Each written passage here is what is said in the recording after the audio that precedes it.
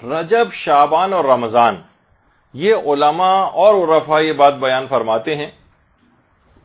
کہ رجب، شعبان اور رمضان یہ حرم زمانی ہیں۔ دیکھیے اللہ کے کچھ حرم ہیں، احترام والی کچھ خاص تاریخیں ہیں، کچھ خاص مہینے ہیں، ایک حرم زمانی کہلاتے ہیں اور ایک حرم مکانی کہلاتے ہیں۔ حرم مکانی کون سے؟ مثلا کعبہ، مسجد الحرام، مسجد نبوی، مشاہد مشرفہ، ائمہ کے روزے، یہ سارے حرم مکانی۔ اچھا، حرم زمانی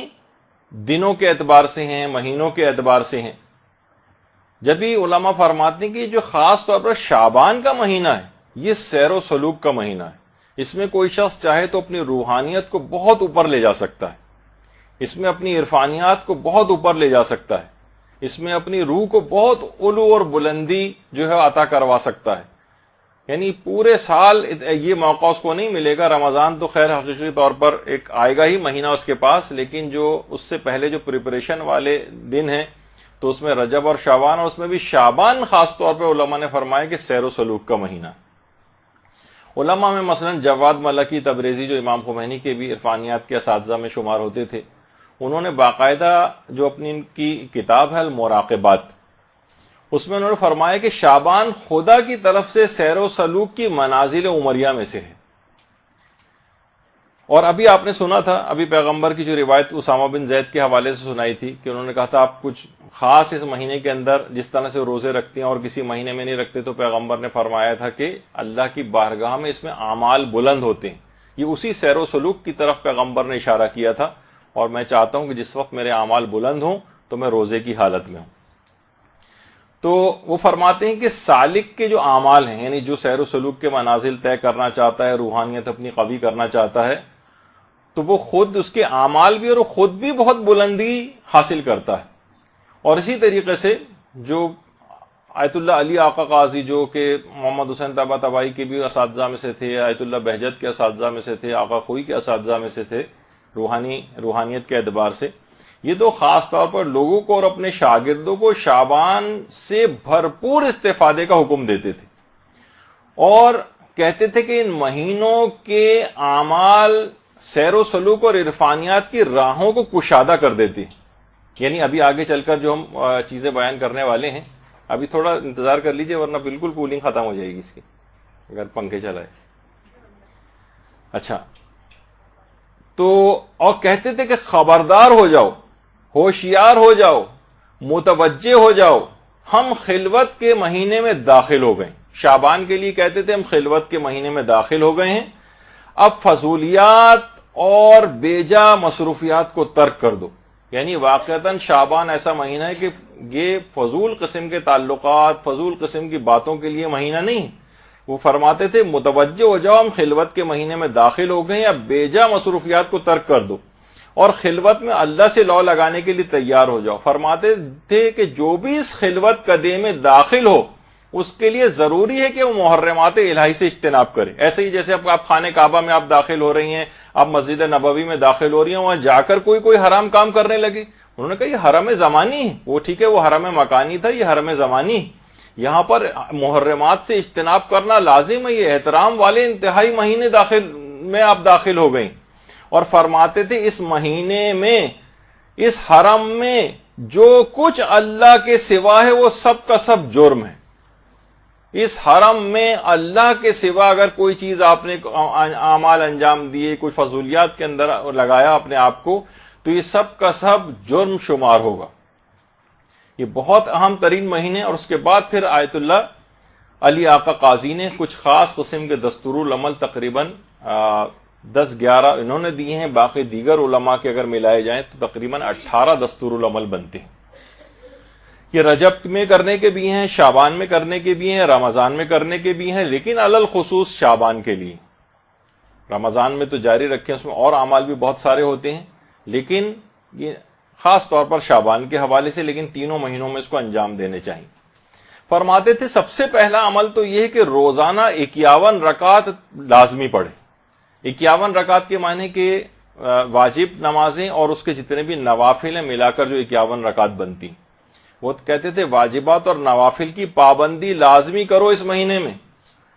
اچھا اگر نوافل سارے انجام نہیں دے سکتے، پہلی تو کوشش کرنی ہے کہ لازمی طور پر اس کو کرو، اور کہتے تھے کہ اگر نوافل کو سارے نوافل انجام نہ دے سکو تو حتماً نوافل ظہر کو ضرور انجام دو۔ نوافل ظہر 8 رکعت، جس کو صلاۃ اوابین بھی کہا جاتا ہے، صلاۃ اوابین۔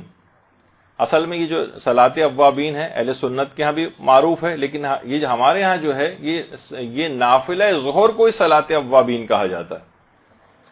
اور روایات میں بھی ملتا ہے کہ پیغمبر اسلام زوال آفتاب کے بعد نماز ظہر پڑھنے سے پہلے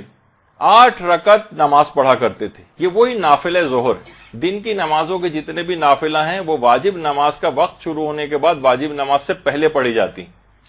تو نافلہ ظہر کا وقت یعنی جس وقت ظہر کا وقت آتا تھا تو پیغمبر زوال آفتاب کے بعد 8 رکعت نماز پڑھا کرتے تھے نماز ظہر سے پہلے، جس کو نافلہ ظہر کہا جاتا ہے اور صلاۃ اوابین بھی کہا جاتا ہے۔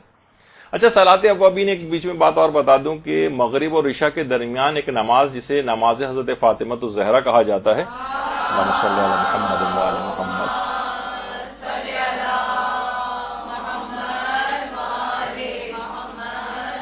وہ 4 رکعت کی نماز ہے، اس کو بھی صلاۃ اوابین کہتے ہیں، جو مغرب اور عشاء کے درمیان میں پڑھی جاتی ہے اور جس میں الحمد کے بعد 50 مرتبہ سورہ توحید پڑھی جاتی۔ تو اچھا اوابین اس کو اس وجہ سے کہتے ہیں توبہ کرنے والے، یعنی توبہ کرنے والوں کی نماز۔ تو فرماتے تھے کہ یا تو 51 رکعت آپ پڑھیں، اگر کوئی شخص 51 نہیں پڑھ سکتا ہے تو کم سے کم نافلہ ظہر اس کو حتماً پڑھنا ہے۔ اگر وہ اس مہینے کی برکتوں سے فائز یاب ہونا چاہتا ہے اور اپنے آپ کو کچھ روحانیت کو قوی کرنا چاہتا ہے تو کم سے کم حتماً اس کو نافلہ ظہر جو ہے وہ اس کو ترک نہیں کرنا ہے۔ اور فرماتے تھے اس کے بعد ایک چیز کی، اسی میں پوائنٹ میں ایک چیز کا تاکید اور کرتے تھے کہ نماز ظہر کو لازمی طور پر اول وقت میں انجام دو، کیونکہ قرآن نے اس کو صلاۃ وسطیٰ کہا ہے۔ تو بہرحال یہ ایک پہلا عمل ہے کہ انسان 51 رکعت جو ہے وہ نماز پڑھے، اور نافلہ سارے نہ پڑھ سکے تو نافلہ ظہر کم سے کم ضرور پڑھے اور نماز ظہر کو اول وقت میں انجام دے۔ دوسرا پوائنٹ یہ ہے اس دستور العمل کا کہ نافلہ شب کو لازمی طور پر نماز شب کو اس شعبان کے مہینے میں ہرگز نہ چھوڑے۔ وہ فرماتے تھے کہ حیرت ہوتی ہے مجھے اس شخص پر جو آخرت میں بڑے مقام کو حاصل کرنا چاہتا ہے پھر بھی وہ نماز شب سے بے توجہ رہتا ہے۔ اور فرماتے تھے میں نے آج تک نہ کسی ایسے شخص کے متعلق سنا ہے، نہ میں نے آج تک ایسے کسی شخص کو دیکھا ہے جس نے کوئی بھی مرتبہ کمال اور روحانیت نماز شب پڑھے بغیر حاصل کیا ہو۔ میرے علم میں کہہ رہے تھے کوئی نہ میں نے سنا نہ دیکھا آج تک کسی ایسے شخص کے متعلق۔ اس کا مطلب ہے کہ آخرت میں بڑا مقام کوئی شخص حاصل کر ہی نہیں سکتا، وہاں پہ آپ کو ادنا جنت پہنچ بھی گیا تو ادنا ترین درجوں میں نظر آئے گا کہ جو کہ نماز شب کا پابند نہیں۔ یہ خصوصیت کے ساتھ بات انہوں نے کہی کہ نافلہ شب 11 رکعت ہے، 11 رکعت کو انجام دیں، مشکل سے 6 7 8 منٹ اس کے اندر لگتے ہیں۔ اگر آپ صرف الحمد کے اوپر بھی اکتفا کریں تو بہت کم وقت اس کے اندر لگتا ہے۔ تو نافلہ شب کو لازمی، ورنہ اگر 11 رکعت نہ پڑھ سکیں تو 3 رکعت بھی نہ پڑھ سکیں تو کم سے کم 1 رکعت کچھ تو اس میں شمار ہو جائے۔ تو بہرحال نافلہ شب کوشش تو کریں کہ 11 رکعت ہی۔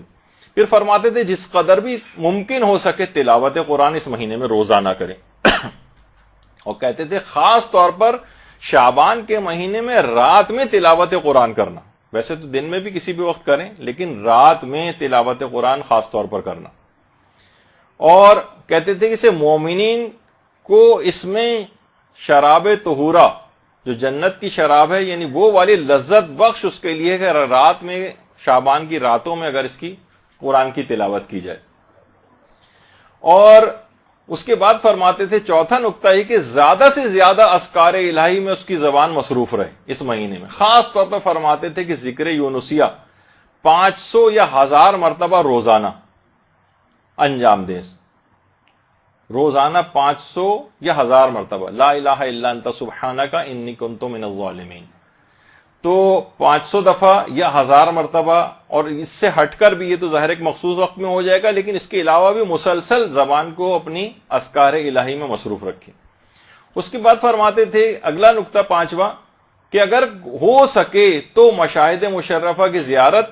اور یہ نہ ہو سکے تو کم سے کم جتنی بھی مساجد میں حاضری اس مہینے میں ہو سکے وہ کرے۔ فرماتے تھے کہ مومن کا دل مسجد کے اندر اسی طریقے سے لگتا ہے جیسے روایتوں میں ہے کہ جیسے مچھلی جو ہے وہ دریا میں جس طرح ایک سکون محسوس کرتی۔ تو بہرحال مشاہد مشرفہ کی زیارت لوگ اس میں جاتے ہیں، جتنی بھی زیادہ جگہوں کے اوپر جا سکیں، نہیں جا سکتے تو مساجد میں، اور اس میں خواتین کو اگر اس کی سہولیات نہیں ہیں تو ظاہر ہے کہ یہ والا پوائنٹ اس لحاظ سے مائنس ہو جائے گا، ان کے لیے گھر ہی گویا بمنزل مسجد کے ہو جائے گا، اور وہی ان کے لیے ثواب انشاءاللہ پروردگار دے گا۔ پھر فرماتے تھے کہ خاص طور پر، ویسے تو عام زندگی میں بھی بہت تاکید ہے، لیکن تسبیح حضرت فاطمہ الزہرا سلام اللہ علیہ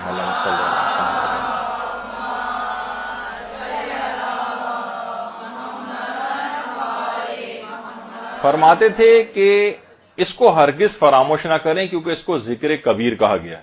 کیونکہ سب اذکار انجام دے رہے ہیں تو یہ کیسے ممکن ہے تسبیح حضرت زہرا جو ذکر کبیر ہے اس کو آپ فراموش کر دیں، تو اس کو ہرگز فراموش نہ کریں، یہ بھی آسان ہے۔ پھر فرماتے تھے کہ وظائف مہم، یعنی بہت اہم وظیفوں میں سے ہے کہ سالک، یعنی جو بھی روحانیت اپنی قوی کرنا چاہتا ہے اور سیر و سلوک کے منازل طے کرنا چاہتا ہے، اس کے اہم ترین وظائف میں سے یہ بات لازم ہے کہ وہ روزانہ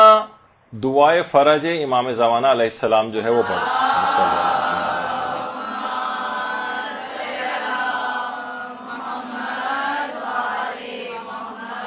اس میں آپ اللہم کن لولیک الحجت والی دعا بھی پڑھ سکتے ہیں، الہی عظوم البلاء والی بھی پڑھ سکتی ہیں، اس کے علاوہ اللہم عجل لولیک الفرج الگ سے بھی ہے، اردو میں بھی اگر کوئی بھی آپ دعا امام زمانہ کی جلد ظہور کے حوالے سے زیادہ اگر کریں تو فرماتے تھے کہ بہت مہم ترین، یعنی مہم بلکہ وظائف میں سے یہ ہے کہ روزانہ دعائے فرج جو ہے وہ پڑھی جائے۔ اور پھر فرماتے تھے کہ ایک اور بھی اہم ترین وظائف میں سے شعبان کی یہ بھی کہ اس شعبان کے اندر، شعبان میں جتنے بھی جمعے آئیں اس میں زیارت جامع کبیر یہ خاص طور پر ضرور پڑھیں جمعے کے روز۔ اس شعبان کے مہینے میں جتنے بھی جمعے آئیں اس میں زیارت جامع کبیر یہ ضرور پڑھنی چاہیے۔ اور اس کے علاوہ ابھی سے پہلے آپ نے سنا کہ تلاوت قرآن عمومی طور پر تو انہوں نے بتائی کہ جتنی بھی زیادہ ہو سکے، لیکن الگ سے خصوصیت کے ساتھ فرمایا کہ روزانہ ایک جز تلاوت قرآن شعبان کے مہینے میں ضرور کریں۔ ایک جز کے معنی ایک سپارہ، ایک پارہ قرآن روزانہ، یہ لازمی اپنے اس پروگرام کے اندر شامل کریں، ورنہ جو نہیں کر سکتا، پورا نہیں پڑھ سکتا، جو بھی اس کے پاس عذر ہے اگر کوئی ایسا ویلڈ تو ٹھیک ہے، پھر جتنی بھی تلاوت کر سکے، لیکن اس کے علاوہ الگ سے بھی عمومی تلاوت کے علاوہ بھی فرماتے ہیں کہ ایک جز تلاوت قرآن اسے روزانہ کرنا ہے۔ پھر فرماتے ہیں اس شعبان کے مہینے میں خاص طور پر اگر کوشش کرے کہ زیارت قبور پہ یہ مداومت کر سکے، روزانہ ممکن ہو تو روزانہ، ورنہ ہفتے میں کم سے کم ایک مرتبہ قبرستان ضرور جائے اور زیارت قبور کو جو ہے انجام دے۔ یہ بہت زیادہ اس مہینے کے لحاظ سے تاکید ہے۔ اچھا، یہ 10 نکات تو آیت اللہ علی آقا قاضی نے شعبان کے لحاظ سے اور ان تینوں مہینوں کے لحاظ سے بتائے ہیں، اور کچھ علماء نے اس میں اضافے بھی کیے ہیں، یعنی ان کو بھی اگر آپ ایڈ کر لیں اس کے اندر، اور وہ یہ ہے کہ اس شعبان کے مہینے میں خاص طور پر 70 مرتبہ روزانہ استغفر اللہ و اسألہ التوبہ، استغفر اللہ و اسألہ التوبہ، یہ روزانہ 70 مرتبہ اپنے پروگرام میں شامل کرنا چاہیے۔ اور اسی طریقے سے روزانہ 70 مرتبہ استغفر اللہ الذی لا الہ الا هو الرحمن الرحیم الحی القیوم واتوب الیہ، اس کو کہا کہ اس کو بھی روزانہ 70 مرتبہ اپنے پروگرام کے اندر شامل کرنا چاہیے۔ یہ بھی آسان ہے، کوئی اتنا مشکل نہیں ہے۔ پھر فرماتے ہیں کہ اس مہینے میں زیادہ سے زیادہ صدقہ دیں، زیادہ سے زیادہ، کیونکہ جب ہمارے چھٹے امام سے بھی جو سوال پوچھا گیا تھا اللہم صلی علی محمد و علی محمد،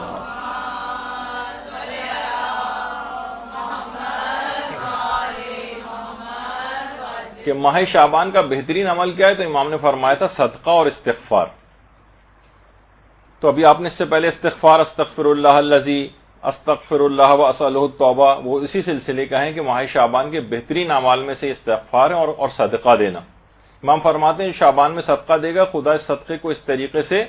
اس میں اضافہ کرے گا جیسے تم اپنے اونٹ کے بچے کو پال پوس کر ایک قوی الجثہ جو ہے ایک اونٹ کی شکل میں تبدیل کرتے ہو۔ تو یہ صدقہ بھی قیامت کے دن اوڑ پہاڑ کی مثال ہو جائے گا، یعنی اتنا عظیم ثواب رکھے گا کہ انسان حیران رہ جائے گا ماہ شعبان میں خصوصیت کے ساتھ صدقہ دینے کا جو یہ عمل ہے۔ اور اس پورے مہینے میں اس کو آپ ڈیوائیڈ کر سکتے ہیں، پورے مہینے میں 1000 مرتبہ لا الہ الا اللہ ولا نعبد الا ایاہ مخلصین لہ الدین ولو کرہ المشرکون۔ تو اس طرح سے ڈیوائیڈ کر لیں کہ پورے مہینے کے اوپر کچھ خاص عدد یہ پھیل جائے اور پورے مہینے میں ملا کر 1000 دفعہ مکمل ہو جائے، اور کوئی اگر ہمت کرے اور روزانہ بھی 1000 دفعہ پڑھ لے تو کیا ہی کہنا، کیا عظیم ثواب اس کو ملے گا۔ تو بہرحال یہ 14واں اس کا ایک عمل ہے جو کہ اس مہینے کے اندر خصوصیت کے ساتھ ہے۔ اور اچھا، اس کے بعد زیادہ سے زیادہ اس مہینے میں درود پڑھنا، اللہم صلی علی محمد وعلی محمد۔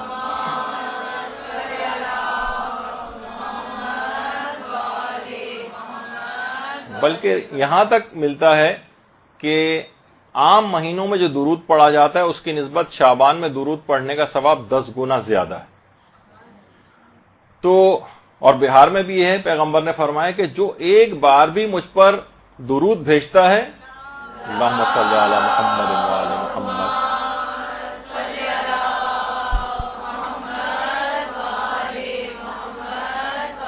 تو فقط ایک بار درود بھیجنے کی وجہ سے پروردگار عالم اس کو عافیت عطا کرے گا اور اس کی تمام پریشانیوں کو دور کر دے گا، فقط ایک بار بھی۔ اللہم صلی علی محمد۔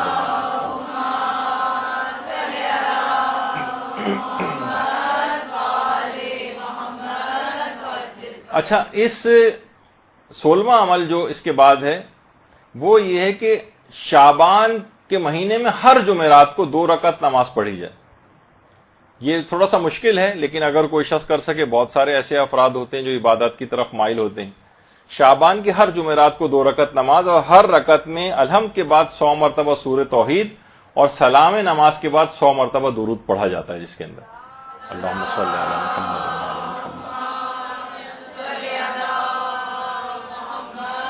وعلی محمد۔ تو یہ بہت خاص اس کا ایک عمل ہے۔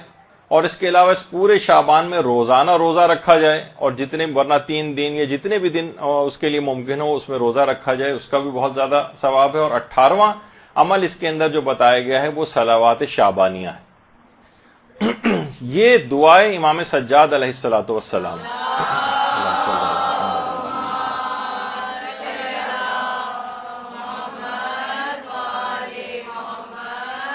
یہ شعبان کے مہینے میں ہر ظہر شرعی کے قریب پڑھی جاتی ہے، اور شب 15 شعبان بھی پڑھی جائے گی، شب نیمہ شعبان میں۔ لیکن زیادہ بہتر یہ ہے کہ علماء فرماتے ہیں اسے ظہر اور عصر کے درمیان میں اس کو پڑھا جائے، صلوات شعبانیہ کو۔ اور شیخ طوسی نے باقاعدہ اپنی جو کتاب ہے مصباح المتہجد، اس کے اندر صلوات شعبانیہ کے متعلق یہ بات لکھی ہے کہ چوتھے امام ہمارے پورے شعبان میں کوئی دن ایسا نہیں ہوتا تھا جس میں صلوات شعبانیہ نہ پڑھتے ہوں،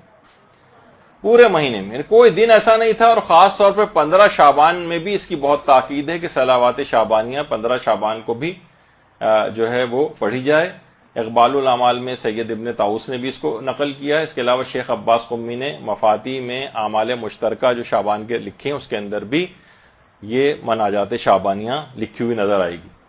اچھا، ہمارے جو پرانے علماء ہیں انہوں نے تو باقاعدہ ایک بڑی اتنی اہم ہے کہ لوگوں نے اس کا نام بھی نہیں سنا ہوا، اور اس کی اتنی تاکید کہ چوتھے امام ہر روز اس صلوات کو پڑھا کرتے تھے، صلوات شعبانیہ کو۔ تو الذریعہ الی تصانیف الشیعہ، جو کہ آغا بزرگ تہرانی کی کتاب ہے، اس میں آغا بزرگ تہرانی نے اس کی 12ویں جلد میں ایک بات لکھی ہے کہ ہمارے ایک عالم گزرے احمد واعظ یزدی، احمد واعظ یزدی، انہوں نے یہ جو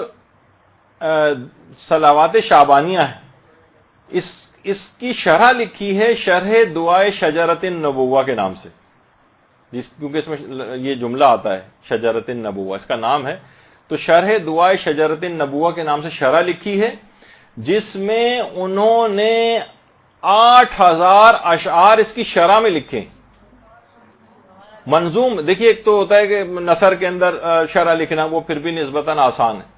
یہ جو ایک صفحے کی آپ کو نظر آ رہی تھی مناجات شعبانیہ،